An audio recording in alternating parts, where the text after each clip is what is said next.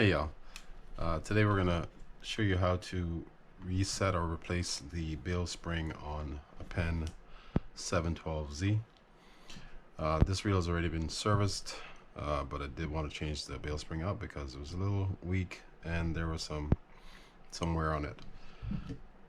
I guess before we start this, I do want to say that for this particular reel, because of that nub there's no real easy way of doing it. There's pretty much one way of doing it, not like the other Z reels that you have out there where they have the trigger in the bottom and there's a slot for the spring. I'm gonna take a few parts off just so it's easier for me to work with. So while I do that, guys, don't forget to hit that subscribe button, that like button, and be sure to tell your friends about the channel as well. Now, you certainly may or may not need to do that. It just is easier for me to hold and play with the reel by doing it that way. So I'm going to remove this bail wire, definitely. And if you have difficulty doing it this way, you can also remove the rotor, just so it's off the reel.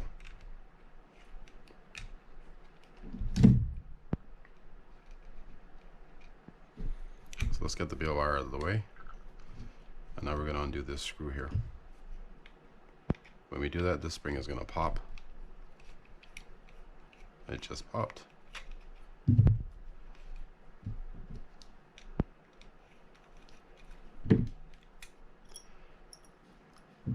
Take those pieces out. And let's get that old spring out of there.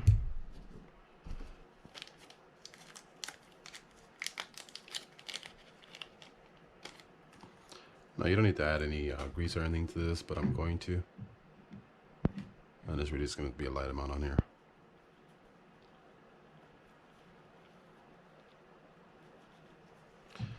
Alright, so what you'll notice on this, on the spring, there's an end that sticks out perpendicular.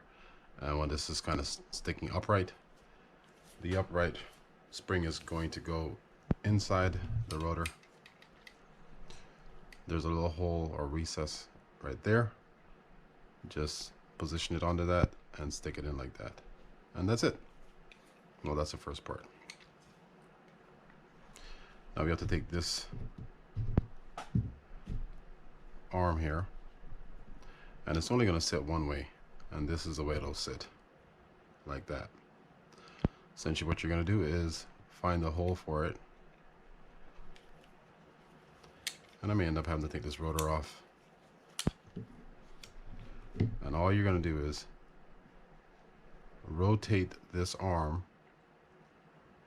as you push down on it.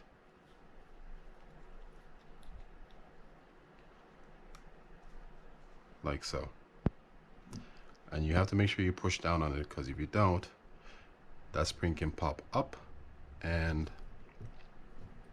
you can have issues with it bending or something. So this may take one or two or more than a few times to do it, but try to keep that as flat as possible, and then you just stick it in. Now again, these new springs are going to be a little bit tighter, so just make sure the hole's lined up and screw it in place. My goal again is to always keep this as flat as possible so that spring doesn't curve over on the on that edge right there. We want to keep that above that so we don't pinch it as we screw this down.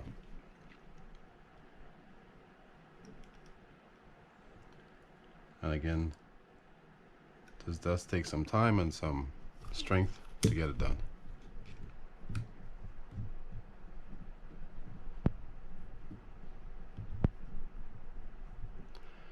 And it's not one of my favorites. I will say that. Just when you think you have it, you don't.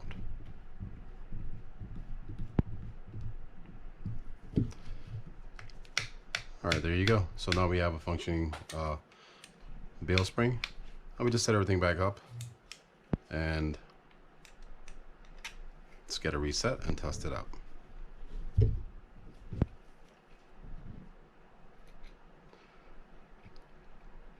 Now guys, on my channel I have a whole bunch of videos with tips or instructions on how to do certain things, as well as breaking down reels, completely breaking them down, as well as some repair videos on there as well. Be sure to check out my other videos. There's a lot of useful information on there.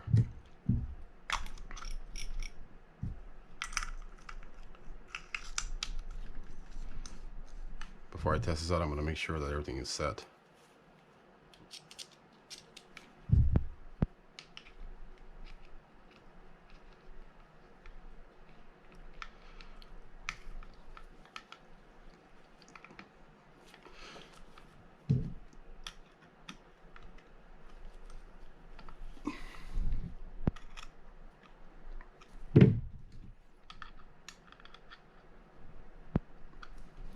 All right, that looks good.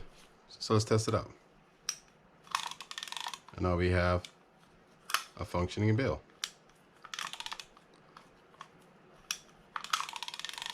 There you go.